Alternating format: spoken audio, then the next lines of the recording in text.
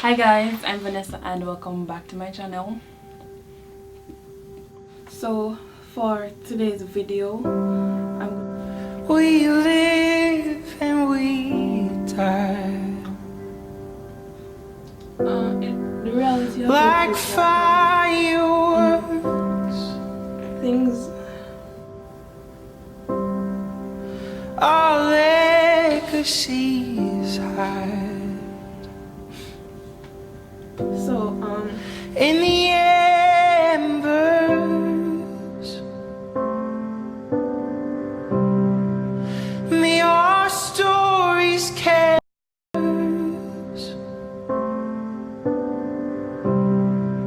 May our stories catch fire and burn bright enough to catch God's eye. We live and we die, like fireworks we pull apart the dark, compete against the stars with all of our hearts, till our temporary brilliance turns to ash. We pull apart the darkness while we can.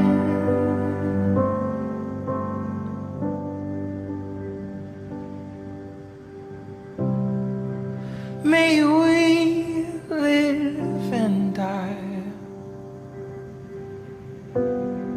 a valorous life.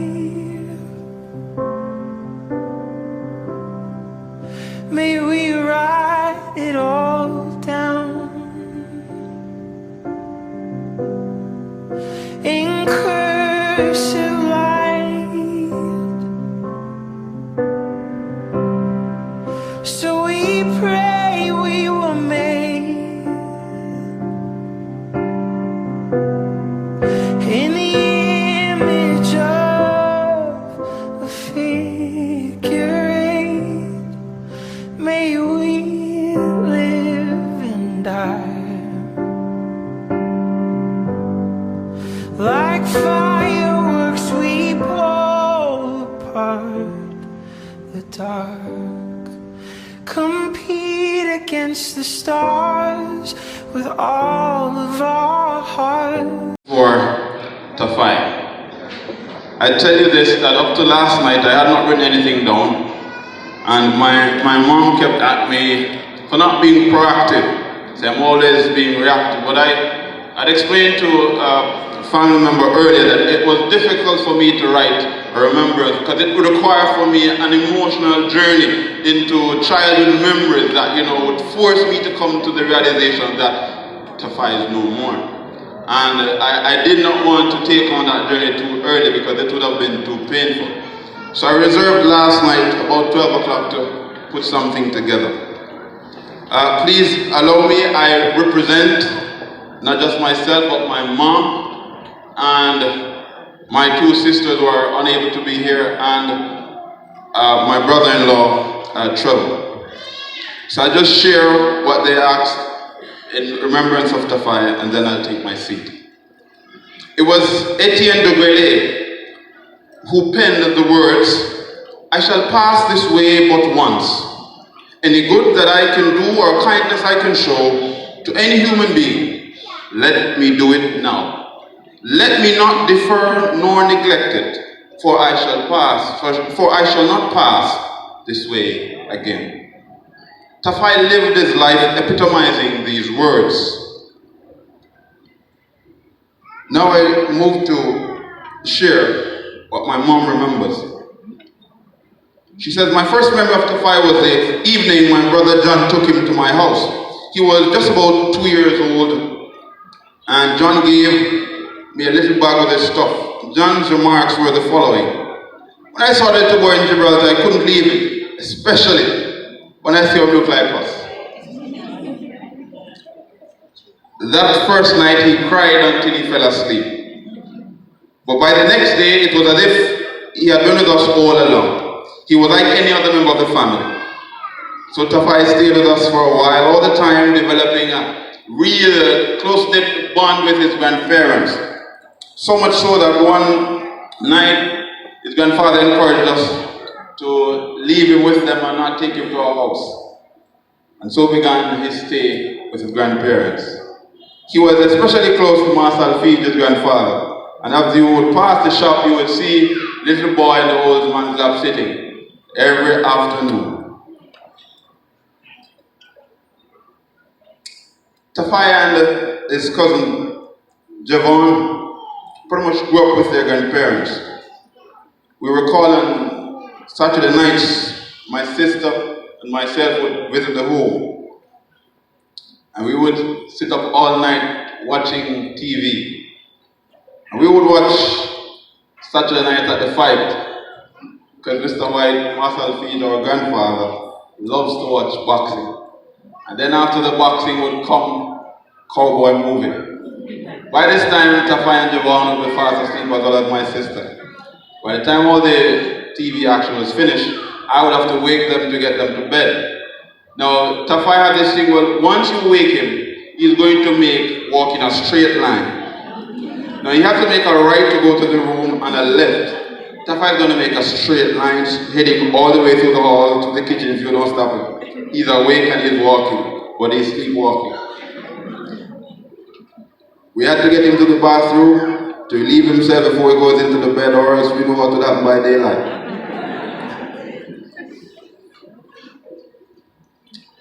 Mom recalls how he was very happy to receive that bicycle. And I tell you, I think we all learned to ride bicycle because of Tafai. I recall how we spent days going to the river, going to the bush, going to church. At one point I tried to get him to play football, but that never quite worked out. Still I remember waking up every Sunday morning. Master Alfie, our mama, would make us breakfast every Sunday morning. And it would be fried dumpling and something. It could be egg, it could be sardine, it could be saltfish and tomatoes. Mr. White wouldn't make too much fuss. He would just get some saltfish, some tomatoes and onions, and that would be it. But that fried dumpling was always there for us. And there is, of course, chocolate tea with a pinch of salt.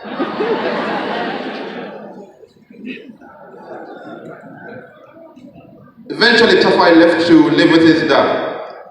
And this, I must say, made us really sad, especially his grandfather, who actually cried when Tafai moved.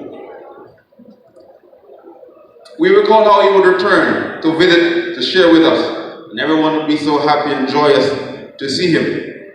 He was always smiling. I can't recall seeing Tafai ever sad or angry. Maybe others have seen him like that, but I have not. In all my days with him, I've never seen him doing anything but smiling.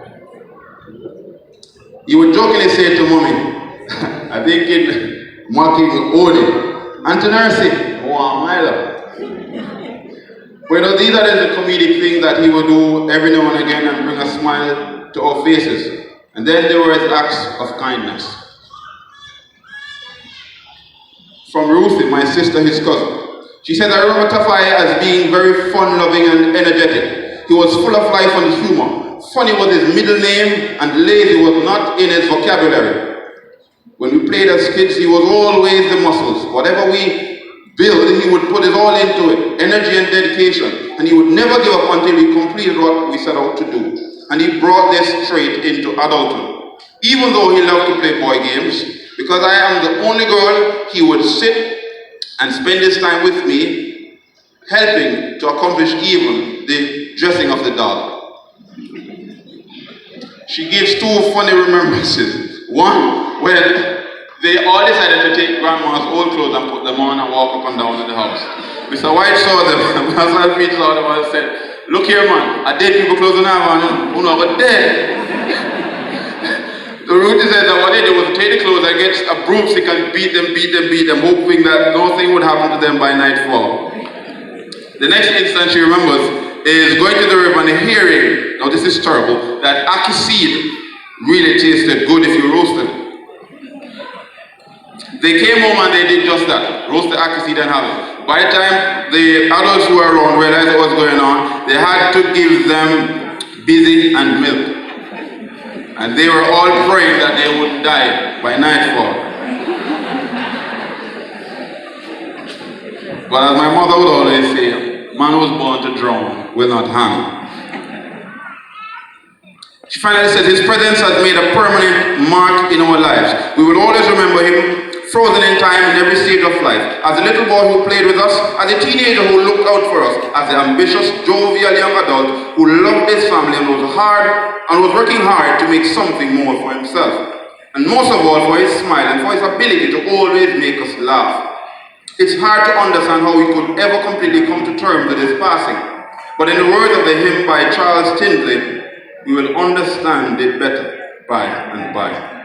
Finally, I share remembrance from Andrew, Trevor Reed, who is husband to Renee, Tafai's cousin. I can say this without fear of favor. Andrew has not been himself since hearing of Tafai's passing. He leaves the house without his keys, which he never does. He can't seem to think straight. Everything is just not the same. He's in anguish, he's in pain. That day when he heard he had to leave work, crying all the way home. I'm talking about a grown man. Andrew says, I was told by a Rastaman that anyone who crossed your path throughout life, you will establish a spiritual connection with them whenever they pass on. God always sends someone in their place. I take heart from that, as our connection couldn't be any less. Because long after the foreign scent had disappeared, Andrew's from England, long after the foreign scent had disappeared and the bank card starts declining and the true juice bottles turn into quench aid beverage storage, you are still with me. Through the late hours of the night in Reynolds on the cold, murky January nights, after the big Christmas celebration where everyone was present, it's now reduced to just me and you, navigating the dark, winding, muddy puddles of the Reynolds terrain. Then during the days we would make several trips to and from Reynolds in a quest to construct a house for my mother. When it's payday, you will always say, Andrew, I know your money is running low, so pay the workmen, I am fine. We just want to see you get the house here out the way so you can build back yourself. It hurts Andrew that he didn't get to see the completion of the building. Then there's one public notification that we must give. It is rumored that one day when there was no ackee left for Tafai, somebody ate the ackee. It's rumored that he didn't eat the chicken, but he had the chicken foot. That is a fictitious story. There's nothing like that. And so Andrew says, I do, however, admire your pursuit to prolong your life by not eating meat or drinking alcohol. This takes lots of self-discipline, courage, and mental strength. We would go to the parties and everyone's drinking and getting high. Tafai would be having a nice time drinking just a bottle of water. When the party is finished and we stop at the jerk stall getting hot, flavor-filled chicken, Tafai would still be drinking his water, laughing and giving jokes. He was so strict with his diet that one lady thought him sick. And he would jerk chicken and still not have it. At every New Year's reunion dinner, his fish would be prepared specially for him. And he would call in time to inquire if this is there. There's something that Andrew said to me that I want to share and then sit down. He says it's funny how the very last conversation we had was you trying to get me to buy a couple of records to remove broken down vehicle off the highway.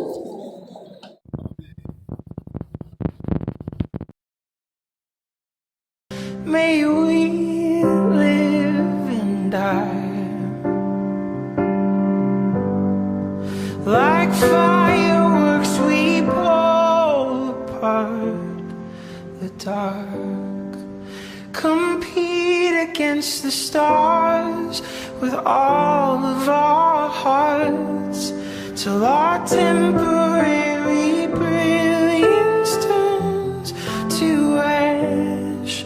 We pull apart the darkness while we can. Like fireworks we pull apart the dark.